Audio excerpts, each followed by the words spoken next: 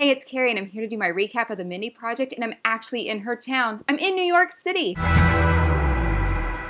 wants to move in with Danny, but he's not really having it. No, he's taken her hairbrush and her toothbrush, which she keeps in a Ziploc bag. Number one, who does this unless you're going on an airplane? She hides it, he finds it. She hides it, he finds it. He will not let anything that is hers stay in his apartment. Eventually, after a long conversation, he comes up with a solution.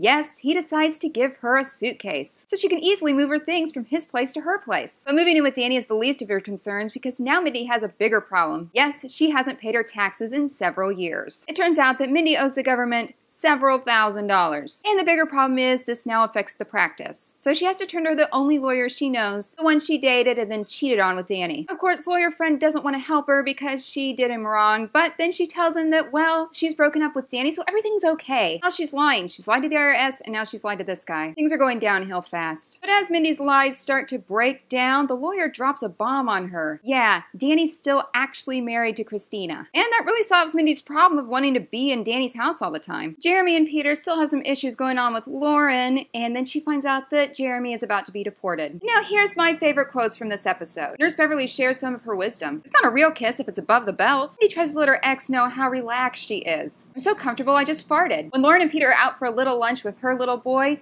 Lauren decides to explain to Peter the dietary needs of children. Ethiopian food is just basically baby food anyway. The financial advisor, who is in a quandary as to how Mindy has spent all this money and doesn't have anything to pay back to the government. You spent more money on emojis than rent. Can anybody blame her? Emojis are awesome and very necessary to good text messaging. And Dr. Jeremy Reed, when he's forced with maybe going back to England because he's rich and white, he has this to say: I can't go back to England. I don't know all the words. Yes, it's very confusing. In the end, Mindy decides she might go to Mount Facemore, or whatever it's called, so that she can see the park she's paid for with all her tax dollars. And the ex gets Danny back by offering to do his divorce in exchange for the Yankees seat he has. But the joke's on Danny, because he's actually a Red Sox fan, and so he takes the Yankee seat home and burns it. And Mindy gets a pink dresser to put a couple things in at Danny's place. Note to you, Danny, 2 drawers is not going to be enough for Mindy Lahiri. What did you think about this episode? Let me know in the comments below, and be sure to subscribe to Pace so you don't miss anything we have going on here.